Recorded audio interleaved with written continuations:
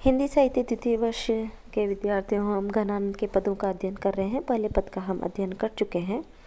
दूसरे पद पर आते हैं। भोर ते सांझ लो कानन और निहारती बावरी नेक नहारती। सांझ ते भोर तो लो तारनी तकीबो, तारनी सो एक टार न टारती। जो कहूँ भाव तो दीठी परे, घनानंद आंसुनी ओसर गारती। मोहन सोहन जोहन की, लगिए रहे आखिन के और आरती। प्रस्तुत अवतरण हमारे घनानंद कवि द्वारा रचित है। इसमें कवि ने ऐसी नायिका का चित्रण किया है जो लगातार प्रियतम की प्रतीक्षा कर रही है। प्रियतम को देखने की इच्छा उसके मन में जागृत है, परंतु उसके सामने ऐसी स्थिति है कि या तो उसके प्रियतम दिखाई नहीं दे रहे, और जब वो दिखाई देते हैं तो वो क्या करती है, रोने लग जाती है। और जब वो रोने लग जाती है तो उसकी आंखें आंसू से भर जाती है और फिर वो उसको देख नहीं पाती है। ये प्रसंग में लिखना है। आइए प्रारंभ करते हैं हमारी व्याख्या। कवि घनानंद कवि वर्णन करते हैं। भोर ते सांझ मतलब नायिका सुबह से लेकर शाम तक।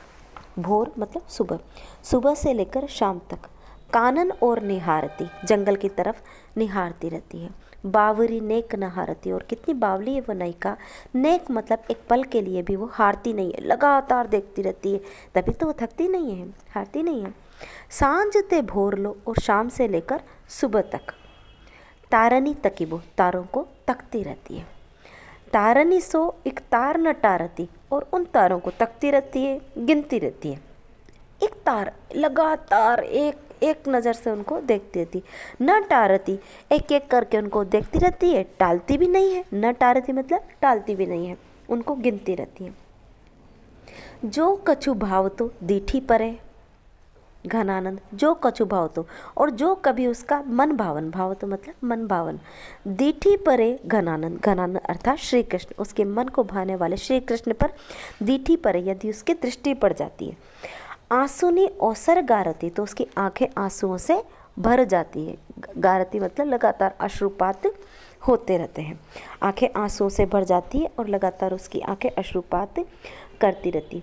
मोहन सोहन जोहिन की, और इस तरह से मोहन अर्थात श्री कृष्ण को, इस तरह से वो श्री कृष्ण को सोहन सुहावने, उसके सुहावने, मोहन सोहन उसके सुहावने श्री कृष्ण को वो सोहन मतलब सम्मुख देखने की, जोहन मतलब देखने की, लगिए रहे उसको लालसा लगी रहती है। आँखिन के उर आरती, और उसकी आंखें उस ओर लगी रहती, आँखिन के उस ओर मतलब उसकी आंखें उस ओर लगी रहती है।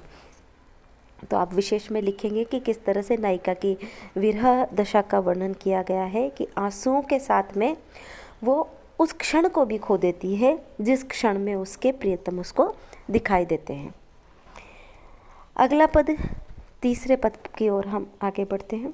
सोए न सोएबो, जागे न जाग, अनोखिए लाग सु आखन लागी। देखत फूल पे भूल भरी, यह सूल रहे नित ही चित पाए। चेटक जान सजीवन मूर्ति, रूप अनूप महारस पागी। मौन वियोग दस घनानंद, मोहमति संग रहे अति खागी। प्रस्तुत पद्यावतरण में कवि घनानंद जो है वो अपनी प्रेमिक का उसमें सुजान को स्मरण करते हुए और एक वियोगी की नायिका की मनोदशा का वर्णन करते रहते हैं कि वियोग की विलक्षण दशा के कारण सोए न सोएबू, न तो सोने पर सोता है व्यक्ति लेकिन सोते नहीं बनता, अर्थात उसे नींद नहीं आती। जागे न जाग, जागता रहता है तो भी ठीक से जाग नहीं पाता, अर्थात फिर बार बार उसको लगता है कि शायद मुझे अब नींद आएगी, तो वो वापस सोने का प्रयास करता है। इस तरह से जब प्रियतम नहीं दिखते हैं, नहीं होते हैं उसके पास में, तो न उसको सोने की इच्छा होती है न जागने की इच्छा होती है, अर्थात न तो सोने पर सोते बनता है, न ही जागने पर जागते बनता है। अनोखी लागसु आँखन लागे, और देखो कैसे अनोखे व्यक्ति से, कैसे विलक्षण व्यक्ति से ऐसे आँखें लगी है, नैन लग गए हैं, अर्थात श्री कृष्ण से जब से नैन लगे हैं तब से स्थिति खराब है।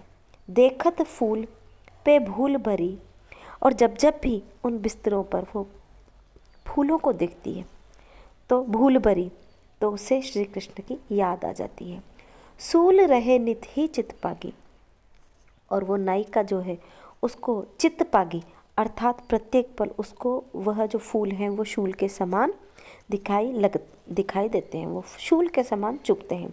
चेटक जान सजीवनी मूरत, चेटक जान उसको ऐसे लगता है जैसे श्री कृष्ण आ गए हैं, उसका नायक आ गया है। सजीवनी मूरत, और उसकी मूरत को निहारने लग जाती है। रूप अनूप महारस पागी, और वो उसके रूप में बिल्कुल खो जाती, उसके रूप में वो अत्यधिक पगी हुई है, पागी मतलब डूबी हुई है, इसलिए वो उसी को स्मरण करती रहती है।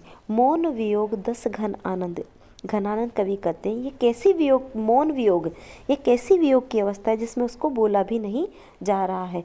मोमति संग रहे अति खागी, मोमति संग कि वो पूरी मूर्ति उसके मन में बसी हुई है। मोमति संग रहे अति खागी, पूरी मूर्ति उसके मन में बसी हुई है, लेकिन वो फिर भी कुछ नहीं कर पाती, खाली की खाली ही वह रह जाती है। तो आप विशेष में लिखोगे कि वियोग की अंतर्दशाओं का इसमें वर्णन हुआ है, किस तरह से वियोग की अंतर्दशा, लालसा, उद्वेग, चिंता, ये सब विरहिणी को लगी रहती है। इसके कारण वो बहुत दुखी रहती है। और श्रृंगार की जो दो अवस्था होती है, संयोग और वियोग, उसमें विप्रलंब श्रृंगार अर्थात वियोग श्रृंगार की दशा का वर्णन, रस का वर्णन हुआ है।